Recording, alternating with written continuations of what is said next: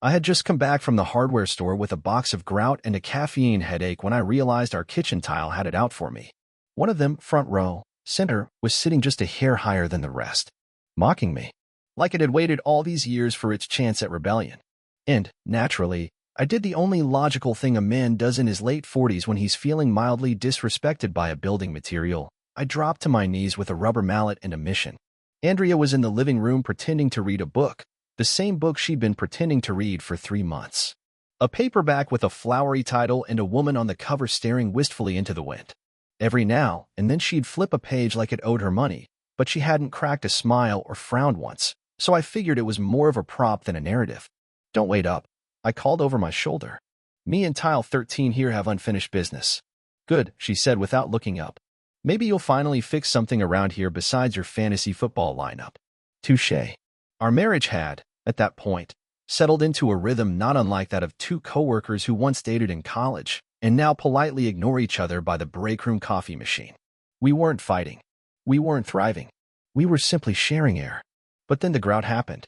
That smug little tile was going to lead me somewhere I hadn't expected. As I chipped around the edges, I noticed something odd beneath it. A corner of paper. Not just any paper, thick, textured, expensive. The kind of stationery that makes you feel poor just by touching it. Curious, I pried up the tile completely, apologies to my knees, and pulled out a folded envelope with my name on it. Now, here's where you might think I was nervous. I wasn't. I was annoyed. Because I knew exactly what this was going to be. One of Andrea's dramatic gestures, probably written in a fit of emotion and abandoned like her short-lived interest in hot yoga. I opened it anyway. Inside, there was a note, 3 sentences, neatly written in her unmistakably sharp handwriting. "Christian, if you're reading this, it means I didn't have the courage to say it out loud. Please don't be mad. I did what I had to do. Andrea." There was no "love, Andrea." No "please forgive me." No explanation. Just vague guilt and a nod to cowardice. I stared at it for a moment, then held it up to the light like it might reveal a second message in lemon juice ink. "Interesting," I muttered, still kneeling. "I've been married to a woman who leaves secret guilt notes under flooring. Guess that explains the lack of enthusiasm during movie night." I walked into the living room and handed Andrea the note. "You dropped this. About 6 years ago, I'm guessing." She glanced at it, then back at me. "Where'd you find that?" "Under the trader tile, which I now respect a great deal." She blinked once. "You weren't supposed to see that." "Well, I wasn't supposed to find out you gave me the IKEA version of honesty either, but here we are." She sighed, and for a moment, I thought she was going to start crying. She didn't. Instead, she set her book down, carefully, like it actually mattered, and said, "You remember the year we got the new refrigerator? That was the year the old one died because someone left the freezer open during their popsicle bender." "Yes, I remember it well." Her face twitched. Maybe a smile, maybe a tick.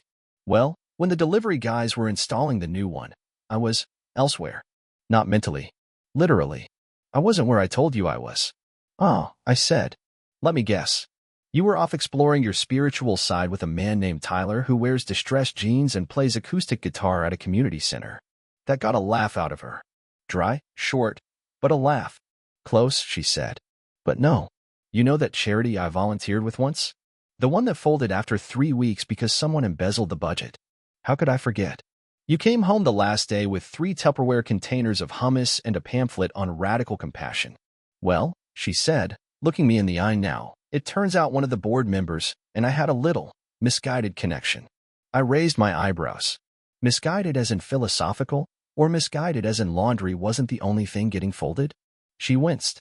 "The latter. Now here's the part where you'd expect me to stand up dramatically, maybe knock over a lamp or walk out the front door and peel away in a truck with slightly too much rust. But I didn't. I just sat down on the edge of the couch and let out a breath that felt like it had been waiting in my lungs since the Clinton administration. "So let me get this straight," I said. "You cheated, wrote a dramatic farewell letter to yourself, and hid it under our kitchen tile like it was some Civil War artifact? I didn't think you'd ever find it. That makes 2 of us." She looked at me, waiting. Probably for yelling, for accusations, for something that felt like consequences.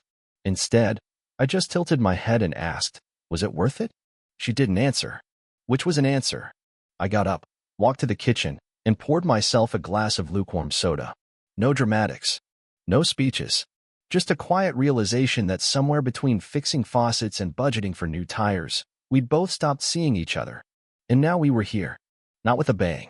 Not with a confrontation in a rainstorm or a lipstick-stained collar. Just a crumpled letter under the tile and a conversation that had taken far too long to happen. And the worst part? I wasn't even surprised. I did what any rational, recently betrayed man would do after hearing his wife admit to infidelity with a vague board member from a now-defunct charity. I started a spreadsheet. I called it Andrea's Timeline of Inspired Choices, and yes, it had color coding. Orange for suspicious behavior. Yellow for unexplained absences. Red for, oh come on, now you're just making stuff up. The first entry was from April of last year. The week she said she went on that women's retreat in the mountains. I remembered this clearly because she came back with 0 mosquito bites and a freshly waxed upper lip. You don't spend 3 days sleeping in bunk beds with other women and return looking like you've been preserved in a facial spa freezer. That's not how retreats work. That's how lying works. I confronted her about that one too. Casually, of course. I wasn't looking for a fight, just clarity. So that retreat, I said, tapping away at my laptop from across the room. What did y'all do again? Tie sticks together and cry about childhood or whatever? She didn't even flinch. We did grounding exercises and vision boarding. It was about reconnecting with our core selves. Did your core self enjoy the full-service waxing included in the price of admission? She didn't look up from her magazine. We passed a spa on the way home. Couple of us stopped in. Is that a problem? Nope, I said. I'm just logging it for tax purposes. You know, if we can write off your midlife clarity sessions as a business expense. Andrea had this remarkable ability to avoid direct eye contact when lying. Instead of shifting uncomfortably or fumbling her words like a nervous amateur, she went the other way. Completely relaxed. Unbothered. Like the truth was beneath her pay grade. It was impressive, in a way, like watching someone parallel park using only their peripheral vision. Over the next few days, I became somewhat of a recreational detective. Not the trench coat kind. More like the spreadsheet and post-it note kind. I didn't go through her phone too cliché. But I did remember her old iPad that she kept in the linen closet, wedged between a heating pad and a broken electric toothbrush she swore she'd fix. That tablet had more fingerprints than an elementary school window, but with some charging and a forgotten passcode, which, shocker, was our wedding anniversary. I was in. The cloud, as it turns out, really is generous. Especially when you don't log out of shared accounts. There they were, emails from Greg. Not Gregory. Not even Greg with a last name. Just Greg. Like he was some mythical figure from a self-help book titled Men Who Heal with Eye Contact and Limited Employment History. Their exchanges weren't overtly romantic. No, misuse, or last night was amazing. No, they were worse. They were intellectual. The emails were full of phrases like, I see you, and I feel seen, and I've never met someone who listens like you. Andrea had clearly met her match in Greg, who was apparently not just a board member but also a part-time philosopher with a lot of thoughts about shaking off societal shackles. Greg became real on a Thursday, which honestly felt like the most fitting day for a man like Greg to exist. Tuesday would have been too early in the week for something this irritating. Friday would have ruined my weekend. Thursday, though? Thursday was just right. It started with a package. A brown, boring box delivered to our doorstep around 11 a.m. I wasn't expecting anything, which meant it had to be for Andrea, and based on the return label, it had come from a place called Earth and Resonance. That sounded exactly like the kind of business Greg would be into, something that sold essential oils and emotional validation in equal measure. I left the box on the dining table. Andrea came home around 5:45, tossed her purse in its usual chair, saw the package, and froze. Not a dramatic, soap opera freeze. Just long enough for me to notice the pause. Oh, that came for you, I said, because subtlety is a tool I don't use unless absolutely necessary. Thanks, she replied, already reaching for it. You gonna open it? Or are we pretending it's a bomb threat? She hesitated, peeled the tape open like it might judge her, then pulled out a framed print of a tree with little phrases etched into the branches.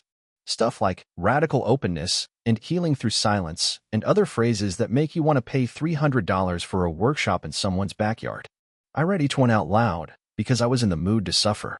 At the bottom of the print, in delicate handwriting, it said, To Andrea, for being the mirror I didn't know I needed. Gee, Greg, I asked, because again, subtlety was on vacation. She didn't answer. just stared at the print like it had revealed a deep truth, rather than exposed her emotional pen pal turned artisanal gift giver. This yours, or are we hosting a support group for lost adult friendships? I asked. It's a gift. No kidding. I figured it didn't come free with purchase of toilet paper. Andrea didn't smile. I think she knew I wasn't going to let it go, and to her credit, she didn't fake it. She just picked up the box and walked it to her office. Yes, the office we barely used, the one that was mostly where she went to scroll her phone in peace and pretend to reorganize paper clips. That night, she didn't bring it up, which meant I did. So, this Greg, you too close? Or is he just in the business of sending tree-based compliments to married women for sport? Andrea was brushing her teeth when I asked. She spit, rinsed, then turned to face me. He's just someone I've talked to. He understands things. Right. Most strangers do. Especially the ones who mail you decorative lies. It's not like that. Well, it's definitely not like that. She shook her head and walked past me, off to bed. I followed, not because I wanted to, but because sleeping on the couch would have made it look like I had feelings. I had facts. Big difference. I lay there, staring at the ceiling, wondering why I hadn't noticed the tree theme before. Greg had been part of her little charity adventure, according to the email thread I skimmed back on the iPad. He had once written a 10-paragraph reply to a group message about why using Google Sheets was a form of intellectual capitalism. This was the level of man we were dealing with. A spreadsheet moralist. So I did what any adult man with unresolved questions and a decent Wi-Fi connection would do. I found him online. Gregory Danvers. No LinkedIn, obviously. A man like Greg wouldn't be caught dead in a blazer. But he did have a blog, oh yes, a blog called Rooted Flow. It featured essays with titles like Masculinity Beyond Mowing Lawns and Rewilding the Self Through Acoustic Improvisation. There were videos too. Grainy clips of Greg barefoot in his living room, playing the same 3 chords on a ukulele while whispering things like, "Don't chase alignment." Invited. I wasn't impressed. But I was curious. So I emailed him. Not angrily. Not accusingly. Just a short message from my very normal email address that read, "Hi Greg. Heard a lot about you. I'm Andrea's husband. Would love to chat sometime. Christian." No exclamation point. Just polite menace. He responded 2 days later. "Hey Christian. Well, wasn't expecting this, but I respect the directness. Sure, I'd be open to talking. I believe in clarity." Warmly. Greg. Warmly. Of course. We met at a co-op workspace on the east side of town, a place where you had to take your shoes off and pretend kombucha wasn't just soda that lost its confidence. He wore a linen shirt, naturally, and greeted me with a handshake that was somehow both limp and smug. "Christian," he said. "Thanks for reaching out. This is unexpected, but welcome." "Greg," I replied. "Thanks for agreeing to meet. I had some things I was curious about." He nodded. "Andrea is a very special person." "Yes," I said. "So special she forgot to tell her husband about the emotional open mic night she's been attending with you." He leaned back, not rattled. "We've shared space." "That's true, but not in the way you think." "Oh? Did the tree send itself?" Greg smiled like I was a child who'd asked if clouds were solid. Andreas felt unseen for a long time. I just offered presents. And wood-based art. He sighed. "Look, I get it. This feels threatening to you." "No, Greg. Threatening is a snake in your shower. This is just tedious." He didn't laugh, which disappointed me. "I thought we were building something."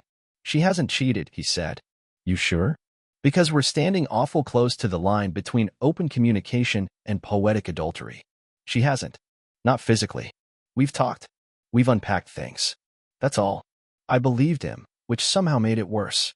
If Andrea had slept with him, I could at least assign a price tag to it. But this? This was an unpaid subscription to emotional infidelity.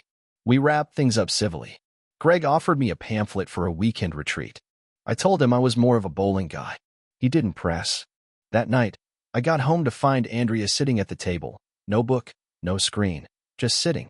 "How was your day?" she asked, like we weren't living in the middle of a very weird drama produced by public radio. "Met Greg." That got her attention. "Seriously?" "Yep." "And?" He offered me enlightenment and a weekend in the woods. I declined. She nodded, looked down at her hands. I didn't say anything else. I was too tired for monologues. I went to bed first. She stayed up. And somewhere in the back of my mind, I wondered what it said about us that the most honest conversation we'd had in months had come through a man who believes moccasins are a lifestyle. Andrea started getting nicer around the same time she stopped talking about the importance of energetic boundaries. I didn't ask questions. I just started counting. Day 1, she complimented my shirt. Day 2, she asked if I wanted to watch something together. Day 3, she offered to do my laundry without the usual passive-aggressive huffing that suggests every sock she touches is a personal betrayal. By day 6, I was sure of it. This was a strategy. Some kind of preemptive damage control disguised as reconciliation. It was like watching a politician apologize for something they haven't officially been caught doing. Yet, I had no intention of taking the bait. On day 7, she sat across from me at breakfast, stirring her coffee like it owed her rent, and said, "Do you think people can change?" I didn't look up from my laptop. Depends. Are we talking I've seen the light change, or I'm trying to avoid consequences change? She pressed her lips together like I just answered incorrectly on a game show she was hosting. I'm serious. So am I. She tried again. What if someone realizes they were going down the wrong path? Well, I said, I guess the first step would be to stop pretending they were just taking a walk. She gave up on the coffee and stood. Forget I asked. Already did. That afternoon, I opened a new tab on my browser and searched how to move out of a shared home without making it look like you're moving out of a shared home. Not because I was planning a dramatic exit, but because it seemed like a useful life skill at this point. Nothing says progress like slowly removing your presents one drawer at a time. It started with the things that didn't scream this marriage is over, like spare socks, old notebooks, and that screwdriver set I liked too much to leave behind. I stored them in a box at the back of my office closet, the one Andrea never opened unless she was looking for a reason to complain about my filing system. Meanwhile, she kept up her sudden renaissance of thoughtfulness. She cleaned the fridge voluntarily. She complimented my taste in podcasts.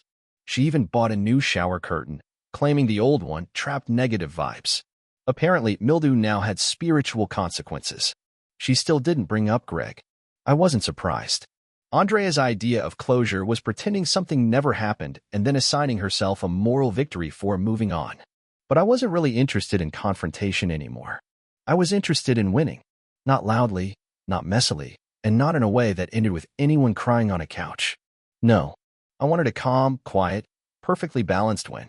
One that involved no raised voices, no slammed doors, just a very inconvenient truth presented with spreadsheet-level precision. And then I got an idea. If Andrea wanted to pretend this was all behind us, I could lean into that. Let her build her little redemption arc. I could be the supportive husband she suddenly remembered she had. I'd smile, agree, not thoughtfully. Then, once she was nice and secure, I'd leave with the clean, efficient coldness of a man who's been planning his exit during every shower for the past month. Step 1 was patience. Step 2 was access. I needed her to trust me again, or at least trust that I wasn't going to bring up her sandal-wearing guru again. That part was easy. Andrea, like many people who are used to talking more than listening, had an Achilles heel for attention. All I had to do was look mildly interested while she went on about her new yoga instructor. She focuses on trauma-informed stretching, and I was back in. She started asking for my opinion on things again. Curtains, paint colors, whether or not we should renew the energy in the guest room. I nodded in all the right places and suggested we rearrange the living room for better flow. She was thrilled. By week 2 of Operation Passive Payback, I had access to her planner, her online shopping accounts, and even her notes app, which was apparently the adult version of a diary. Most of it was predictable.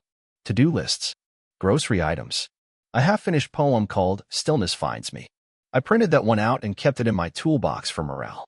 Then I found a document titled Future Clarity. Intriguing. It was a list. Not dramatic, not emotional. Just logistical. It included bullet points like discuss timeline with G. Start individual sessions in October. See how C is doing by November. If not working, exit plan December. There it was. My wife had an exit plan. Neatly typed, casually dated. I was a seasonal product in her life. Reevaluated quarterly. She hadn't mentioned divorce, not directly. But the message was clear. If I didn't evolve into a more spiritually aware version of myself, or at least one who could convincingly fake interest in releasing ancestral wounds, I'd be quietly rotated out like expired yogurt. Well, that was helpful. The next morning, I suggested we start meditating together. She lit up like a Himalayan salt lamp. I didn't think you were into that, she said. I wasn't, I replied. But I figured I'd try. Can't hurt. We started every day sitting on yoga mats in the living room, breathing deeply while she guided us through something called intuitive presence. I spent most of the sessions planning my week and counting how many seconds she could hold a breath. My record was 38. While she meditated, I researched apartments. I found one, small, quiet, ugly in a way that felt honest. No accent walls. No inspirational signs. Just four walls and no spiritual expectations. I didn't sign anything yet. I wasn't ready to pull the lever, but I had my parachute packed. Then came the final piece. Andrea suggested we host a reconnection dinner. Just the two of us. Candles. No phones. A list of gratitude points. She even printed out questions from a relationship workbook. I played along. Halfway through the evening, she asked, "What's one thing you've learned about me this past year?" I looked her straight in the eye and said, "You're incredibly committed to your illusions." She smiled like I'd just recited a line from one of her poems. "That's beautifully put." "Thank you," I said. "I've been rehearsing." Later that night, after she went to bed, I packed another box. Not out of anger. Out of relief. There's no universal protocol for ending a marriage without melodrama, but I figured if I kept things dry, straightforward, and dressed in the tone of a quarterly budget review, I might be able to pull it off without anyone lighting a candle or quoting Rumi. My goal was simple, an exit that felt like unsubscribing from a streaming service I stopped using 6 months ago. So, I scheduled it. Yes, actually scheduled it. Friday, 8 p.m. I created a calendar event titled Talk Us. I invited her digitally, because nothing says emotional detachment like a Google notification. She accepted. No follow-up questions. I assumed she thought it was some form of marriage maintenance check-in, or maybe the kickoff to a new ritual involving tea and intentions. Either way, she was on board. That's what mattered. Friday came. I wore jeans, a shirt with no symbolism, and socks that matched only by coincidence. She wore one of her intentional outfits, wide-legged pants, and a top made of a fabric that sounded like a yoga pose. She sat on the couch, legs crossed, hands folded in her lap like she was about to audition for the role of wife in harmony. "So," she said, "you wanted to talk?" I nodded. "Yep. I figured we should wrap things up." She tilted her head. "Wrap what up?" "This," I said, gesturing vaguely between us, like it was a pile of junk mail. Andrea blinked. "I'm sorry. What does that mean exactly?" "It means," I said, "that I've reached the end of the emotional lease. And I'm not renewing." There was a pause. Not dramatic. Just long enough for her to realize this wasn't a metaphor or some New Age roleplay. "Wait, are you saying you want a divorce?" "Yes." She stared at me, looking for a sign that I was joking, testing her, or maybe having some kind of minimalist breakdown. "You're serious?" I nodded. Deadpan serious. She sat back like someone had just asked her to explain cryptocurrency. "Why now? After all this progress?" "Andrea," I said, "we haven't made progress. You've been performing the idea of reconciliation like it's community theater. And I've been playing along like an understudy who already knows he's not in the second act." She frowned. "I don't understand." "Things have been good." "Good is generous," I said. "Things have been passable. You've been nice." Which, considering the alternative, has been refreshing. But let's not pretend smiling through unfinished apologies is the same as growth. She was quiet. For a second, I thought she might cry. Then I remembered. Andrea doesn't cry unless there's an audience or a mirror. She sat up straighter instead. "You're not even willing to try?" she asked. I laughed short, flat. "Try what? Another round of you pretending I'm a project you're finishing between juice cleanses?" "No thanks." She looked genuinely offended, which was almost impressive considering the folder I found with my name listed under temporary uncertainty. I didn't bring it up. I didn't need to. If she knew I saw it, it would derail the conversation into something theatrical. I didn't have the time for that. I had boxes to label. "This doesn't make sense," she said, folding her arms. "You're acting like you've been plotting this." "Not plotting," I corrected. "Preparing. Like a man clearing out his inbox before quitting his job. Calm. Methodical. Mildly therapeutic." "You're being cruel." "I'm being precise," I said. "You see cruelty because you're used to chaos. This isn't chaos. It's just the conclusion." Andrea got up and walked to the window, like the backyard was going to give her a better argument. It didn't. It gave her a view of the fence I rebuilt last spring while she was reconnecting with her truth in a weekend art workshop that ended in a group howl. I thought we were getting better, she said. No, you thought I forgot, I replied. Big difference. She turned around. You're being passive-aggressive. If I were being passive-aggressive, I said, you'd have found out through an interpretive note under a floor tile. She winced. That landed. Good. I wasn't trying to be cruel, but I wasn't interested in making her feel like the victim in a situation she built from scratch. I made mistakes, she said, but I've been trying to be better. And I appreciate the effort, I replied. But this marriage has become a restoration project, and I didn't sign up to be a contractor. Silence again. This one heavier. Not sad. Just awkward. So what now? She asked finally. I move out. I've already got a place lined up. Her eyes widened. You've already found a place? Yes. When were you planning to tell me? Right now. It's on the agenda. She looked like she might scream, but held it in. I respected the restraint. And you're just going to go? She asked. Yep. No drama? No yelling? I don't need any of that. I've had months of quiet resignation. This is just the exit interview. Andrea looked down at her hands, which were now fidgeting. She hated fidgeting, claimed it made people look undecided. I waited. Is this really how you wanted to end? She asked. No. I would have preferred something more dignified. But you started this by outsourcing emotional intimacy to a ukulele enthusiast with a superiority complex. So here we are. There was no rebuttal, just a slight shift in her jaw like she was chewing her pride. She sat back down. I don't know what to say. Then don't say anything. We sat like that for a moment. Two people who used to believe in something, now just sharing air for the last time. Then I stood. I'll be out by Sunday, I said. Feel free to keep the energy in the guest room flowing or whatever. She didn't respond. I walked out of the room, not in anger, not with theatrics. Just a man finally stepping out of a conversation that should have ended when the first "he understands me" email showed up. Andrea sent me a message the day I moved out. It wasn't dramatic. Just a text that said, "Do you want to hawk before you go?" I stared at it for a full minute, then turned my phone face down like it had asked me for a favor I wasn't interested in granting. She'd had plenty of time for talking. I'd been running verbal marathons for months while she was too busy studying chakra charts and nodding at her reflection like it had tenure. I didn't reply. Not out of spite, just clarity. And possibly mild emotional fatigue. By noon, most of my stuff was packed. Clothes, books, a few tools, my passport just in case the urge to disappear ever hit hard. I left the matching mugs, the espresso machine she insisted we needed for guests we never had, and the meditation cushions that doubled as decorative gilt. I didn't need any of it.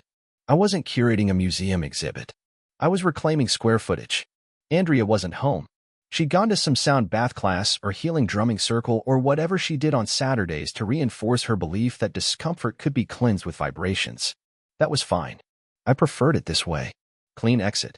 No farewells, no weepy monologues, no accidental confessions disguised as emotional breakthroughs. I left my keys on the console table next to a sticky note that read, "You can tell Greg I left the vibes intact." Then I walked out. The new apartment was exactly what it needed to be. Small, not sad. The walls were white. Not trendy white, just came with the lease. White. The flooring creaked like it had survived worse tenants than me, and the windows faced a brick wall, which I appreciated. Brick doesn't ask questions or offer unsolicited advice. It just exists. Like me, at that point. For the first few days, I didn't do much. No deep reflections. No sudden inspiration. Just sleep, laundry, and the quiet hum of a fridge that didn't share space with bottled intentions and artisanal oat spreads. I made a to-do list. Not for productivity.